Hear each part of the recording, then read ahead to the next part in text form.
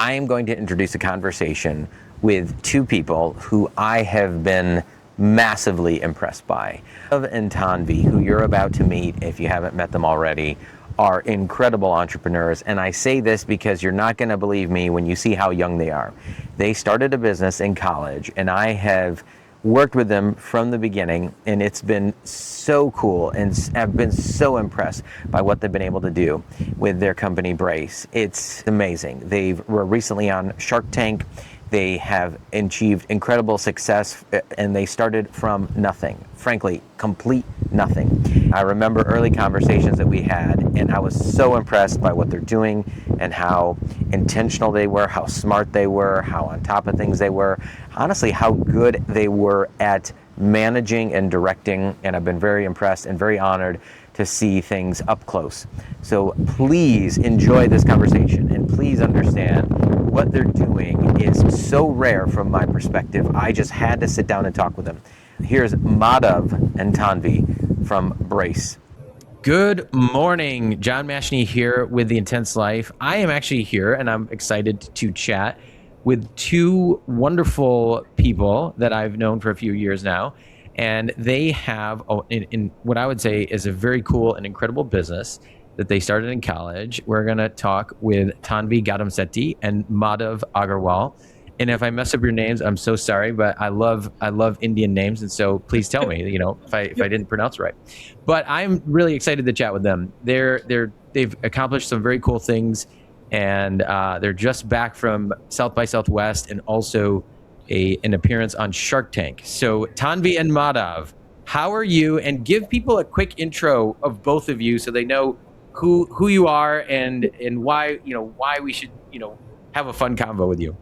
Yes, of course. Again, thank you so much, John, for that wonderful introduction. As you said, my name is Tanvi Gadamsetti. I'm the co-founder and COO of BRCE. I'm originally from Texas, actually, but I came to Michigan during my freshman year of college to go to school at Michigan State, and I've been stuck here ever since. So through the cold and all, so that's been really good. And my name is Madhav Agarwal, originally from New Delhi in India. Came here in 2022 for Michigan State University. Former athlete, grew up watching Shark Tank and wanting to be an entrepreneur all my life.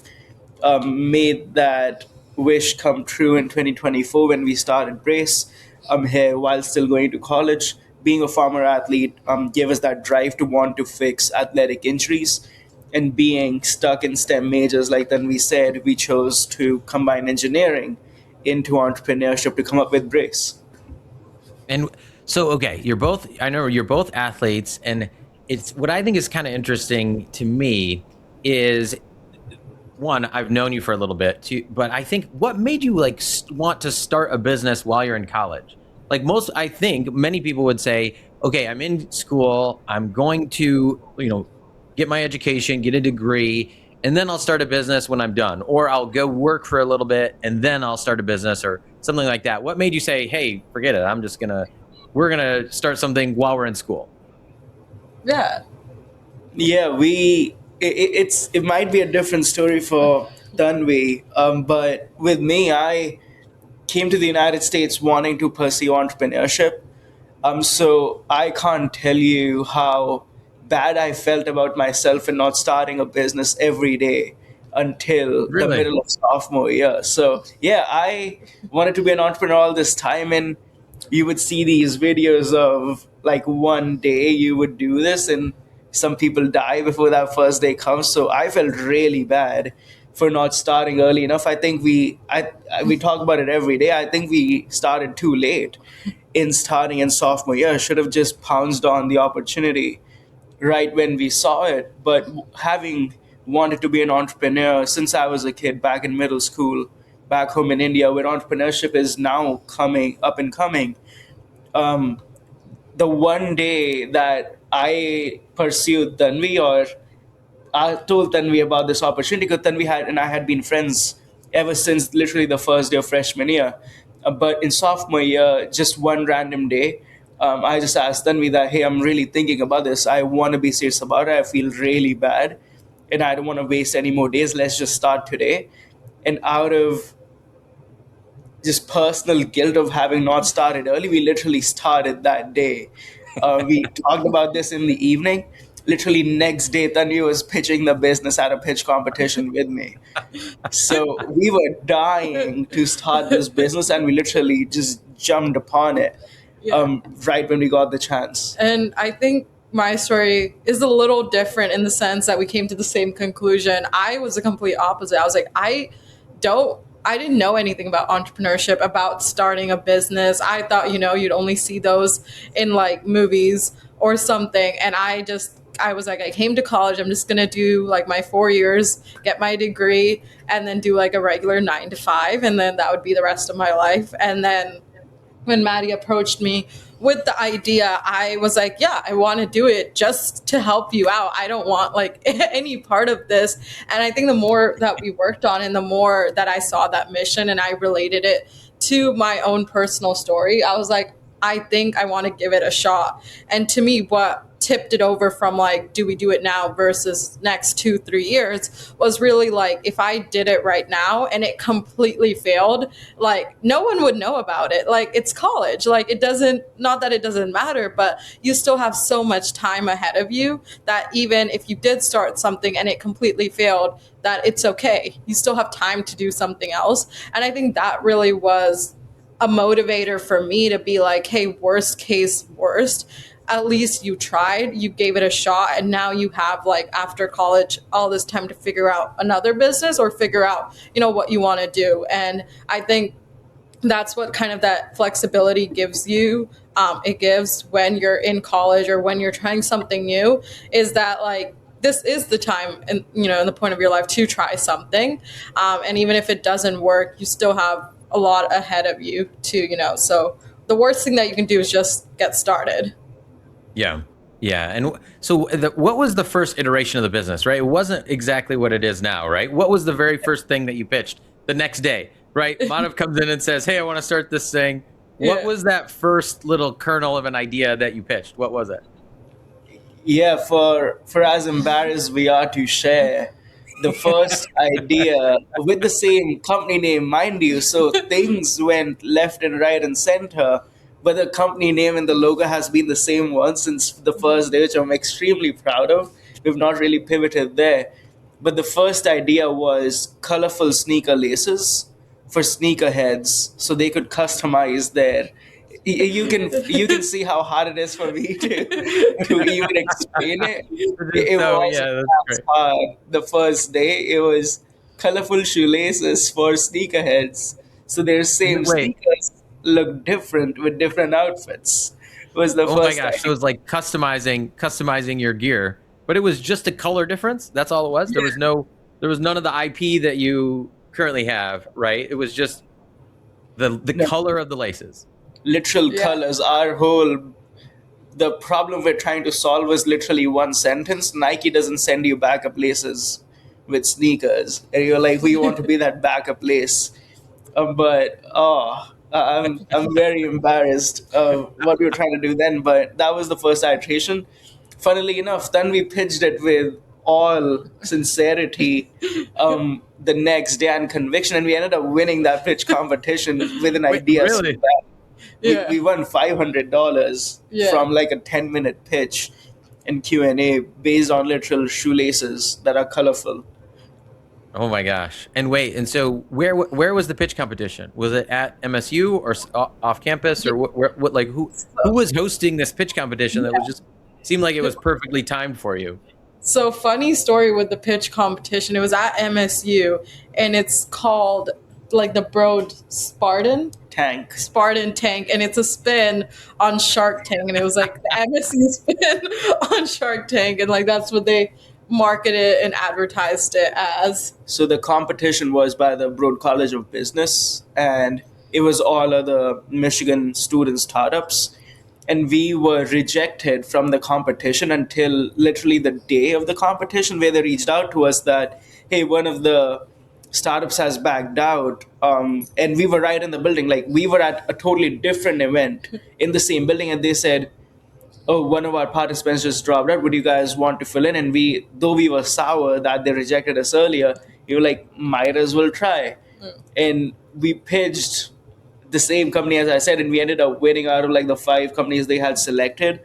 So I think that's where the knack of first being rejected, somehow being an alternate, and then winning the whole thing started. But a bunch of coincidences in the same day led us Yeah. to actually winning the first check Yeah. of the startup. And who knew 2 years later that that stage would be the actual stage? So Yeah, that is really cool. And so how did the idea evolve? So you said, hey, you won this pitch competition. That must have been like it must have felt great. It must have been like almost like a shot of adrenaline to be like, okay, maybe Yeah. we can do something with these colored shoelaces. By the way, what were the colors that you were thinking of? Was it just I don't know. What was it? Was Yeah, we just did black, white, and red at the time. We Okay, did do okay. some sort of navy blue or like Spartan green and maize blue colors. We did it just to cater to our larger audience, which at the time was just the state of Michigan. Yeah. But we did come out with 5 colors. And so the way it evolved was, while as soon as we won at Michigan State, our next stop was how do we double this money? We just won $500 at Michigan State. We chose SneakerCon Detroit to be the day. It was April 27, 2024. Remember it as if it was yesterday. It was the NFL draft weekend in Detroit. The Lions Oh, yeah. fans, the all-time high attendance record, 6 million people within 2 blocks of downtown, and we were there selling shoelaces at SneakerCon in You were Detroit wait, Lions. you were selling laces? Like We were how were you selling. selling laces? We got a table there. We begged, borrowed, did not steal money for to get a table at SneakerCon, and we were selling laces to Lions fans on the busiest day that Detroit downtown had ever seen. yeah, we had those 500. We pulled a little bit from what we had saved up, and we were like, we're gonna go full into this, and let's see if people will actually buy it, because that's the first test of any true good startup. Yeah, get some sales, get some revenue, right? And then Yeah. let everything else take care of itself. Okay. So you must have sold some, right? So we made $5,000 or $6,000 rather. We were selling them for $15 a piece, 4 hours. We made $6,000 in 2 hours. And being engineers, we were looking at everything very statistically. As soon as we made $6,000, we were already in the 1 percentile of all startups to ever make money. So you were like, Right. okay, we're like already winners. Like we're proving everybody wrong. And after SneakerCon and after actually seeing folks buy these laces, we figured that shoelaces are not just a product that can be customizable, but it has something tactile to it. Shoelaces are a part of every kid growing up. Tying shoelaces is something that is like a very core memory of kids, like their mom Yeah. and dad helping them tie their laces, the bunny ears, them being colorful, customizing their shoes, and everybody wears shoes. So we chose that shoelaces is a market we want to stay within, but the true value would be if we can turn this sort of global problem or global personal problem. So while it is global, everybody deals with it personally. It's not a startup idea traditionally, but how can we modify within shoelaces in a way where they won't come untied or they would like retain some grip? So we used literally every last penny that we had to try to look at materials and try to develop materials that would provide that grip. Something like Velcro but smaller, something like Velcro but not as distinguishable, very sort of conventional looking fabric. And we use that money for the fabric development program. And that is where it transitioned from, we're not a shoelace company anymore, we're looking at materials. And along the process, we did discover and create our own fabric and composite. So it did start out of laces. It evolved with laces being the first part of the business. And as you would know, shoelaces are still a very core part of the business. They got us onto Shark Tank. So it evolved from targeting a commodity, seeing some sales and some proof of concept, and then modifying that commodity to actually fix an everyday problem. And that's when we got Yeah. into real material science. And your background, this is what I think is kind of cool. Is like your background. Didn't you shift? You weren't always material science, right? You're like educationally, right? Wasn't it? Were you computer science or what was it? Yeah, so we both initially started out as computer science majors for the first 2 years at college, and we actually shifted into material science After and SneakerCon. supply chain after SneakerCon, after we were trying to really innovate and we were like, hey, we want to have an educational background or even like a technical background in what we did, and we knew that if we really wanted to succeed and build a company around material technology, that we wanted to have some of that foundation. So that's when we pivoted and we went more we completely switched our majors within engineering to have some of those foundations so we can keep building Brace. Yeah. And it seems like to me, it's so amazing that it started with, hey, let's just sell shoelaces to then Yeah. kind of thinking through. And I think this is what's really cool to me is thinking through, well, what are some problems with shoelaces? Like I would never have thought, oh, shoelaces that don't untie. Like that just would not think, to me, that doesn't strike me as, hey, this is a big deal. But like maybe I should, maybe my wife's going to make fun of me if she hears this. Like your own kids, their shoelaces would always untie, right? So I probably will get teased regardless of what happens. But it's really interesting to me that it started with an idea and then you started iterating and thinking about the idea almost like you had a starting point, and that starting point allowed you to get to something. And I know shoelaces is not the end goal, right, of the business. Yeah. So and I don't know, do you want to talk through that, or like even the evolution of, hey, well, and maybe it'd even be good to say like you did find some material, right, that you created that does actually have some pretty amazing features, right? Like and I think that comes from shoelaces that don't get untied. But how did you land on that? I mean, I know you did some research and testing, I'm assuming, but how do you even do that as a college student? Like, did you learn some of the stuff in school, or did you kind of learn just by trying? What got you to the point where you started to say, hey, I even know how to do this kind of testing? Yeah, so I think when we first developed like the composite or the material itself, I think a lot of our team members would term it as like an accidental discovery. It wasn't something that we were sought out doing, but it was honestly something we were experimenting with, and we wanted to kind of test like what materials go into like the shirt you're wearing, what goes into a bulletproof vest, and why is something like such as a Kevlar or another advanced material at that high price point, or why is there that gap, and how can we try and find some sort of a middle ground and what's lacking. And I think as we were experimenting with different materials, putting them together, using some of that technical foundations that we've learned in school, but also a lot learning from the process itself through trial and error, we were able to develop this composite. And we knew, like, again, we found all these benefits, that it was stronger than steel, lightweight, fire resistant, all of this cool stuff. And it was at this point where we're like, okay, this is awesome, but how do we display this technology? Like, we can't just go out there and be like, hey, I have this awesome material, because it's not for a regular customer. We'd have to go to a brand, and that would take a longer process, and who knows how many years that would take with all the testing and stuff like that. So that's when we came back to our shoelaces idea, and we were like, we wanted to put this material into something to demonstrate the technology itself, to showcase it, but in a format that was easy to understand, that was solving a common problem faced by everyone, that we could take this into market quicker than saying, hey, we have this new amazing material. And that's where we fell back into the shoelaces piece of it, especially with like our lattice grip technology, which are like those micro hooks on that scale that like interlock with each other, and also that grip to footwear. So a lot of it also stemmed from us being former athletes and using that knowledge of like, we know how important like foot stability is within the sport, and how there's a lot of gear out there that's trying to kind of protect that foot and ankle, but they're lacking in many ways. And this is like one way that we wanted to support that as well. And the shoelaces were really a way to demonstrate the technology, and in a simple way where if people look at it or if we explain it, it's easier to understand. And it was also a way for us to get to market quick, to, test out the product and see, like, can we build a brand around it? Will people actually care about this, and will they buy it? And, we're glad that they did. But this is just the beginning.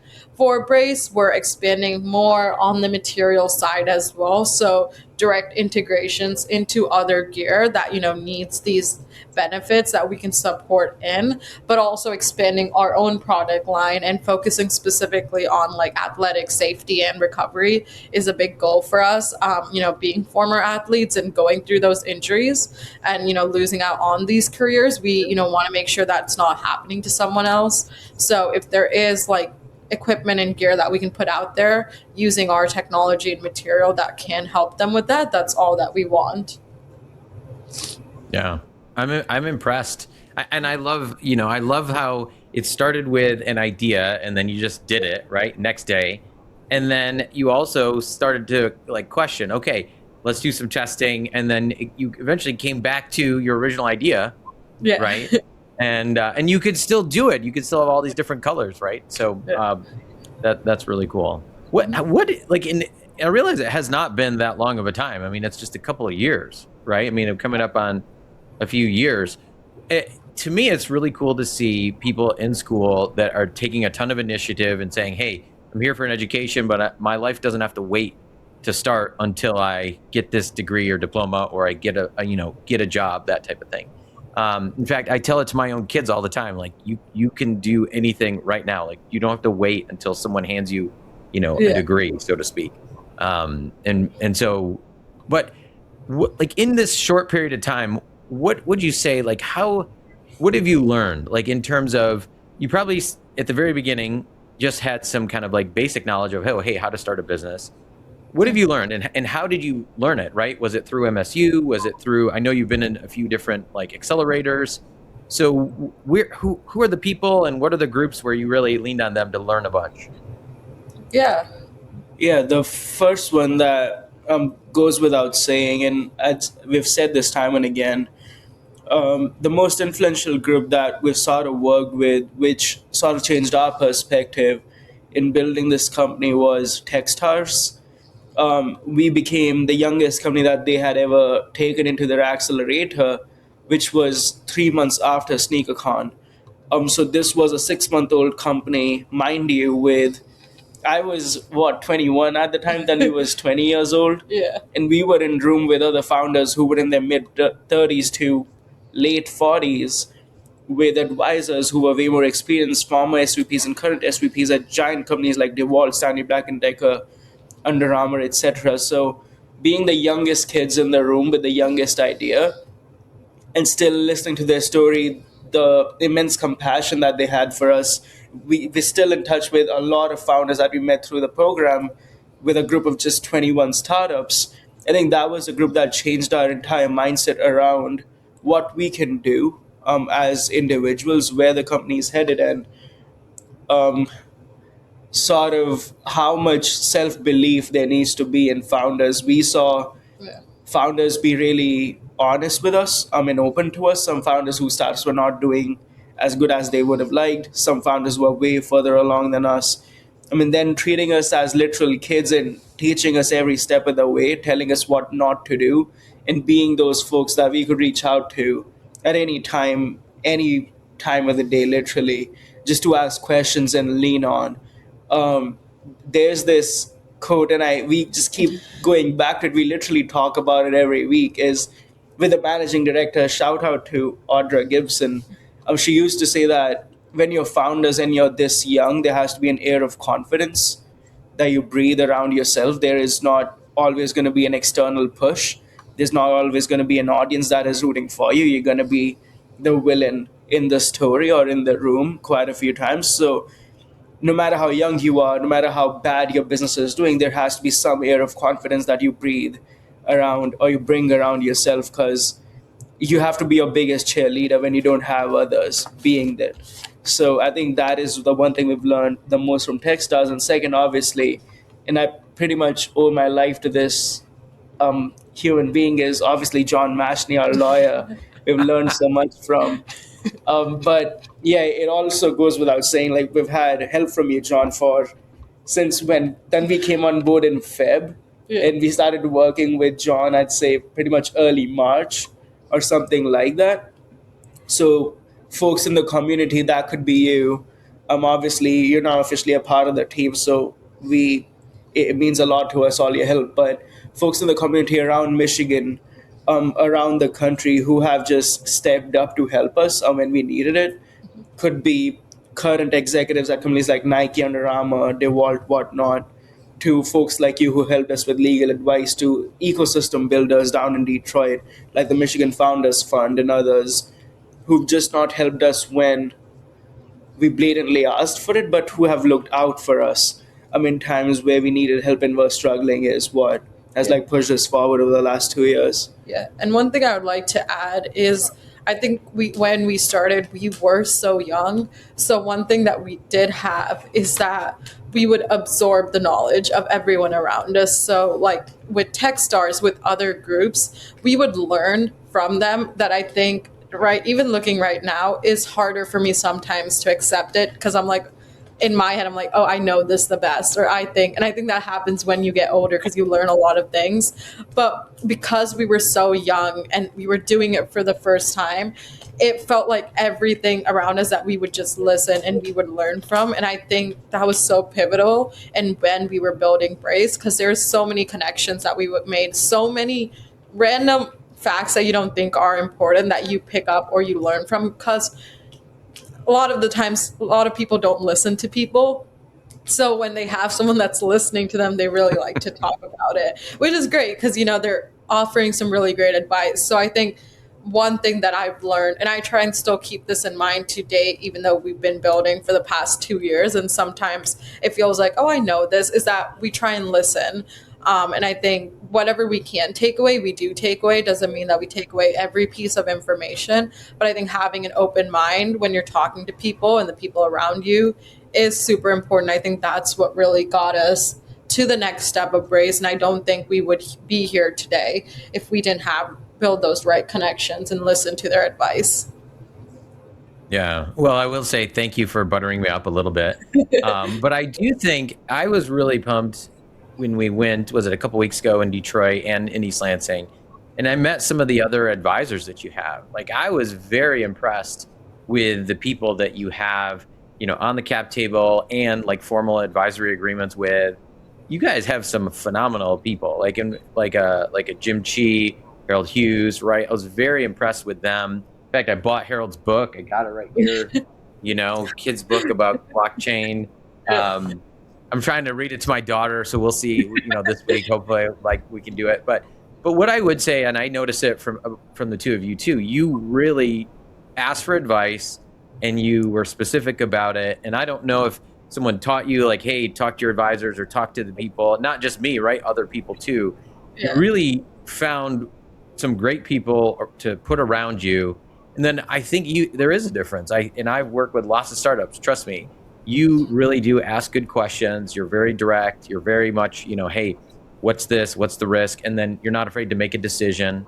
And I think that's important, right? And, sometimes I feel tension sometimes when I have to tell people stuff that I feel like, hey, they probably don't want to hear this, right? But you've always been great in terms of, no, just tell us, right? Tell us if there's something like, that I feel like you've been open and telling me, like, just tell us if it's, we're not going to like it, that's okay, or it's not exactly what we want, that's okay. So I can imagine that you're doing that with other people too, and I think that's something that has certainly helped you. I do think as people get older, they get stuck in their ways. That's just one of the advantages you have, is you don't have all the baggage of, working and being kind of bombarded with, you can't do it, or you can't do this, you can't do that. I think that's one of the cool things about the two of you, is that you do have this, it's not a blank slate at the moment, but it is just kind of like this confidence of, no, we can do it. Why can't we do it? And you have a cool peer group, whether it's advisory or just through the different groups that you're involved with, that you can look up to and learn from. And I think that's one of the cool advantages that you have as founders and as a company. I think it's really great.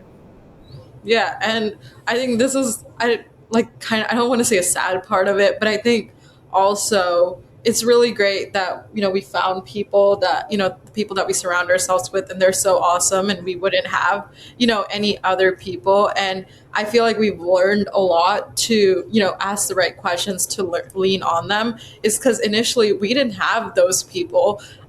Initially it was just the two of us. So like, to go from, being two people to like not having a lot of, because like a lot with founders, and a lot of people have heard this, it's kind of a lonely journey. Yes, Oh you meet yeah. other founders, but like most of the time it's, you are on different paths, or it's not exactly what you're doing. So sometimes it's hard to relate, or you're like in that building mode, so you're always like on your laptop, or you're building, or you're trying, so you kind of isolate yourself in a way. And I think, because I don't want to say of rapid success, but because we've been, moving really quickly and accelerating at that pace, we've, I think, isolated ourselves a little bit initially, because we just needed to keep up with our own selves, and we had to keep working and going. So for the longest time, it was just like Maddie and I, like doing everything. And I think then from going from that point to then bringing on awesome people, to bringing on other team members, and then talking to them, even like talking to other people and getting like, oh, what do you think of this? It was so relieving in a way, because it didn't feel like it was just on our shoulders. It felt like we could lean on other people. And I think that's one thing I feel like I would want to, I don't want to say change, but if I had to look back on, I would try and, either put ourselves out there and try and connect with other people, because I think initially it was very isolating. And because of that, we wanted more people around. So we wanted to bring on people. We wanted to expand our team, some with some great people, some with some not so great people, because of that. And just like, have that group of people that we were building with. What are the things that you look for now? What have you learned in terms of, because I know, I maybe have inside info in terms of what's happened a little bit, but Yeah. what are the things you look for, whether it's a team member, an advisor, because I feel like now you've been on Shark Tank, you're getting this great publicity, but I'm guessing that a lot of people now want to kind of talk to you, work with you, invest, right? What are some of the filters that you're using to say like, hey, this person's for real, or this is not what we're looking for, this is what we're looking for? How are you processing this? I'm more just curious, honestly. Yeah. Yeah, sort of the few things that we look for, and like we've chatted about this quite a bit, as folks we once had a really big team. A lot of the folks transitioned since, but like now we're like back to two core members full time on this, and now we're looking to hire once again as we graduate in 2 months. The one thing that we really talk about what we're looking for is conviction. Like conviction over quality is something we really look for. Like people can learn skills. I'd say I am a subpar graphic designer, um, which is not a good mix to have currently, at least in terms of time management. But like people can learn skills and adjust to sort of your workflows or the needs of the company. But if someone is not just convicted enough or cannot just put in effort to meet sort of those benchmarks, yeah, we're not looking to work with you. As to college students, again, like partying is something that is, I'd say, a core part of college life. But if you can't give up on parties, you're not made up. You're not made for startup life. That is something we learned, and now we're So extremely upfront about. Me and Tanvi, though we had a very large friend group coming in, which in all cases it is for all students, we had to let go a lot of friendships and social interactions and events just because we were building businesses late at night. You'll figure out how most people leave or distance themselves from us. We've seen that happen. We've seen team members being let go of or leaving the company because they just can't put in the same effort. So conviction is one. Second that we look for is if somebody can help you without actually owning a part of the company, maybe they should also own a part of the company. That's happened time and again, including yourself as now a formal advisor. We did not bring on anyone as a team member or an advisor or an investor of the company if they were not willing to help us before they had a stake in the company at all. If somebody has to actually have a buy-in only to get started on helping you, they're not the right people to work with. So we wait for people to learn a bit more about us, to get comfortable with us, to actually already start to help the company before we even try to pursue or even think of an opportunity to bring them in as a formal member, advisor, or investor in the company. So I think two of those are the biggest ones. One is conviction, second is helping unconsequentially when we first meet you, are the two things. That's amazing. That's honestly amazing. I think I like the conviction and the I'm processing the second one as give first, right? Like that's Yeah. actually one of my law firm core values of just give first. Like that's, and I just onboarded a new paralegal. And so the first meeting, we start and I go through our core values and I basically say, hey, these are the things, you know, you have to have these things if you want to be on the team. And I go through them one by one. And it's interesting. Yeah, give first is one of them, meaning it's almost like what you said. Don't wait for somebody to tell you exactly what to do, or don't wait for if there's a problem or you see an opportunity, don't wait for someone to like hand it to you. Like you go and you give first.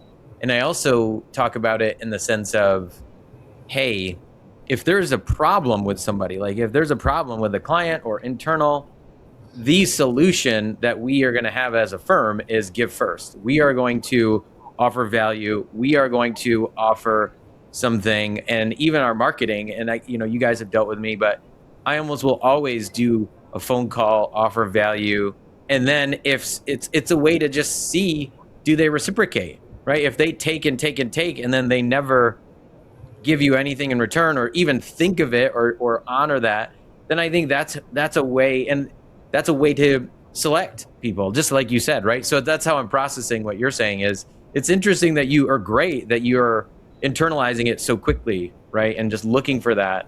And that I think that's really cool. I've never heard you say that before, I don't think. But I think that's a great. You say it out loud in your case, John. Some people had to be explicitly told, but it was rather easy getting that across the line with you. No, I appreciate that. Yeah. One thing I'll say is, which I think is really cool, my experience with startups, I would say if I met me 25, now it's 25 years ago, I used to say 20 years ago, and I got to like increase it as I get older. But if I would have met me 25 years ago, I want to be the person where I'd be an entrepreneur, or I would have started a business or got into whatever else, right? Like I feel like I didn't have that, and I went to Michigan State, I just don't remember like even saying like, oh, there's a pitch competition, let's go pitch something, right? Yeah. It was, hey, and I was a science major. I know you tease me about it, Madhav, but I was a biochem major for a long time, but I don't remember any of this kind of stuff, like even available to students. And so I think it's really cool. My attitude is like, hey, let's help people that maybe, and so it's like the idea of the rising tide raises all ships, right?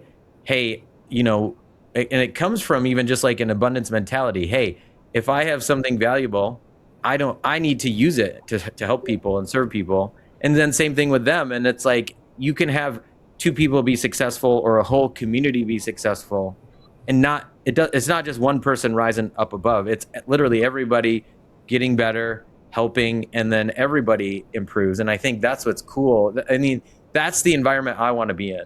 And I think you guys are the same way. And I could actually see you, I know you're in building mode yourselves, but I could absolutely see the two of you talking to newer founders as well and giving them advice about, probably without even getting anything in return, just like, hey, here's the stuff we learned. Here's what, we've gone through.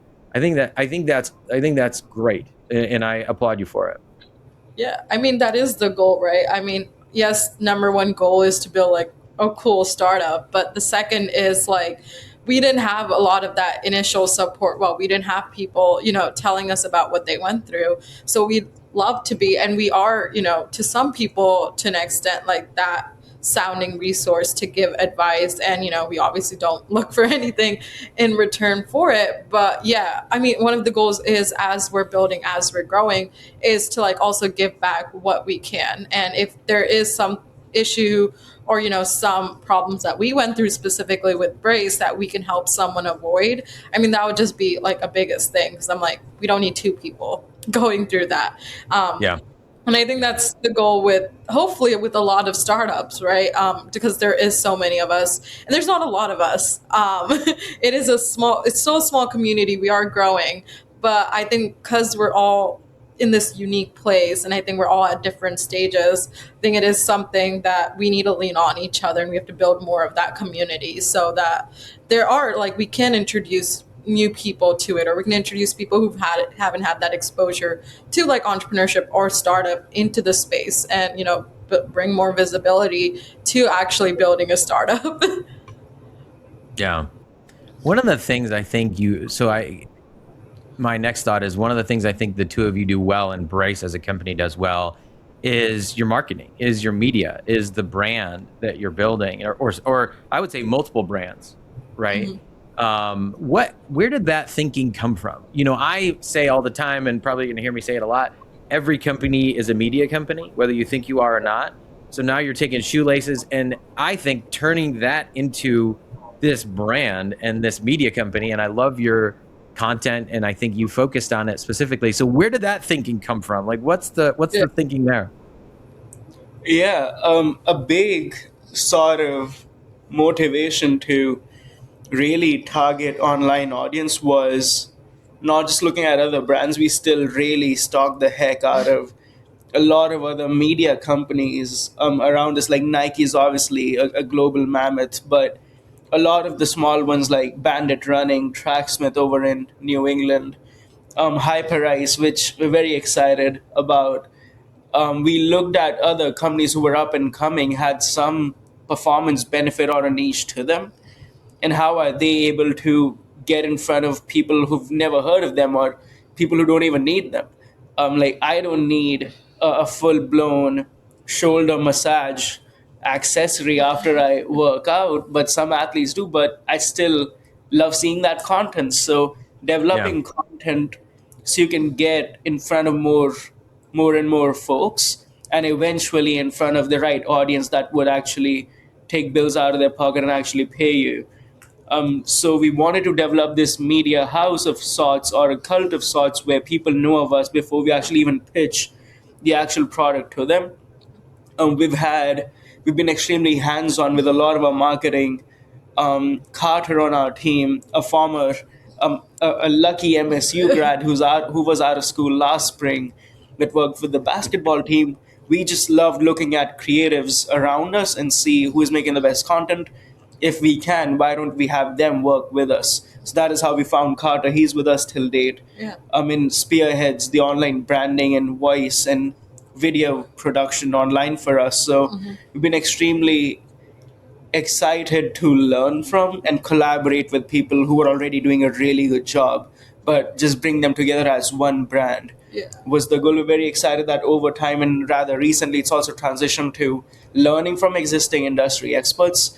We have folks who literally did marketing for Nike with Tiger Woods and Michael Jordan back in the 90s and the early 2000s, to literally the founder of Hyperice invested in the company. So, which was an extremely full circle moment. We just kept telling him that we know you're investing in this, in no way or form is to butter you up, but you have no idea how much we copy the branding that you came up with. And now they're finally on board. So we're very excited that we started off with people who were accessible to us. These are the student creatives, while we still looked and aspired to be like other big brands. And then now be fortunate enough to collaborate with people who did it for these big brands, and even work with some of these brands for future pipelines and products. So it's been a rather fulfilling full circle journey, even as folks who were just online and loving content to now actually being able to produce it. Yeah, and I think one quick thing is also one thing that pitching has taught us, doing it at multiple things, is, and even through Shark Tank, was that yes, people can care about the product, they cannot care about it. But I think one thing that they will care about is that story and what you are trying to portray. They necessarily might not care about shoelaces, but they care about what are you portraying and what story are you telling. And I think media was a great way to do that storytelling for us. And we've seen a lot of successful brands who have amazing products, but also have a really great story behind it. Yeah, and I mean, to me, I think you've done a great job. It reminds me of kind of like build the audience before you need it, right? So, and I think that's what you're doing, and I think it certainly looks cool. And this is the thing I even help people with. You guys know I do a lot with branding and trademarks and all that kind of stuff. But I do think every company can think exactly like you're thinking, right? Like, I think there's a lot of foresight in what you said about thinking, hey, how do we build a brand and tell a story that, hey, we're not just trying to sell you a shoelace, we're trying to get a message out there and tell a story. And then, of course, the shoelaces are part of the story. And then I know there's more to the story too, but I think you're just a wonderful example of how to do it, even when I think you even did it before you had, I would say, a ton of funds, right? It wasn't like you had all this money and you hired this big brand agency to do all this stuff for you, and then they just did it, right? I think it seemed to me more organic, right? Like where you kind of said, hey, this is a focus, we're going to devote our time and resources. Yeah, no, it definitely was just two of us in the beginning, and then we hired Carter. But yeah, there wasn't a lot of backing. It was literally making graphics on Canva and like one person recording with their camera. And so I think a lot of it, was organic. And I think obviously it got better as time went on, but it's just a testament to, like, as you said, you don't need a big budget or a huge marketing team to make something happen. You could now do it yourself and obviously just grow from that. But, you just have to get started and put something out there. Yeah, I've been impressed. I will say, you two have impressed me a lot of times. One of the most impressive was recently at the stakeholder meeting. You were fielding questions about the future of Brace and, short-term, mid-term, long-term. And both of you were, clearly talking to people that were, I would say, savvy, sophisticated investors, throwing out questions that were great. I thought great questions. But you both sounded, extremely seasoned, and you had great answers. And here's the thing that actually impressed me the most, which you don't see very often. You would have an answer, a very good answer for some questions, and then there were a few where you literally said, hey, we haven't thought about that, thank you, and let's talk about it. And so the ability to say I don't know, even out loud to people, or I haven't thought about that, was very impressive to me. So in that sense, good job, I was impressed. Just that humility to say, hey, we don't know everything, but what we do know, we have thought through. What's the future of Brace? Like, give us like a, hey, snapshot. You have the shoelaces, you went on Shark Tank, you have this brand set up. I know you have some intellectual property that probably will expand, but what's the future look like? Yeah. So we are just coming off of a very exciting time in our startup journey. We've just checked off the biggest bucket list item that we had on our plate as soon as we started. The startup was to go on Shark Tank, and as of a week and a half, we were just on there. We aired on Shark Tank, so we're extremely excited and proud of ourselves about it. But what the future holds for Brace is we are still continuing to sell shoelaces that never come in tight. That is still a product line that we have. We are doubling down on expanding it to other performance accessories and safety gear, not just within athletics, but a bit more occupational, outdoor, and even medical applications. We have IP. We are not just patented in the United States, but now are approaching global coverage. So very excited about turning this from a very cute student startup that saw rather big success when you compare it to other student startups while we are still in college. And as we graduate, we will be doing this full time. Later this year, we do have some announcements coming in as collaborations with our major brand partners. So that's exciting. We just closed our first pre-seed round. Obviously, John was there at our all stakeholder meeting, but we're very excited about taking this further and to that next level of being a top ingredient brand in gear that people actually use in their daily life. The goal is to expand this within athletic performance, industrial safety, and medical applications. Is what we will be doubling down over the next 2 years, using all the capital we've just raised and also the notoriety and that we were able to get out of Shark Tank. Yeah. I've been impressed. And I would say I'm a fan. I don't normally wear logo gear. I brought my hat. Okay. I got my hat. I don't even wear, I would say much stuff with the logo on it, but I'm a proud brace wearer. So tell us where people can find the products, where they can learn more about you. Give us the lowdown. What's the best way if someone says, hey, super interested, shoelaces that don't untie? We didn't even get into the product really that much, but I will say my own daughter is a runner and wears the shoelaces, loves them. And I know you've had even some studies with preventing injuries or lessening injuries, right? Because of just the shoelaces and they don't untie. So tell us where people can find them if they want to buy some or try some out. And, what's the best way for follow-up to connect? Yeah, so with brace laces, we are not just improving the convenience of tying your laces and never having to worry about them again, but we're also reducing the risk of ankle injuries by providing better lateral support and ankle stability no matter what profession or sport you're in. You can find us at www.brce.shop on our website for all products that you see around here. And you can also find us at your closest retailers. If you can't yet connect us, we'd love to be in stores near you. But the best way to also follow our journey is to follow us on Instagram or LinkedIn at brace_shop. And as always, thank you so much. Embrace the lace. I love it. Thanks, guys. Awesome.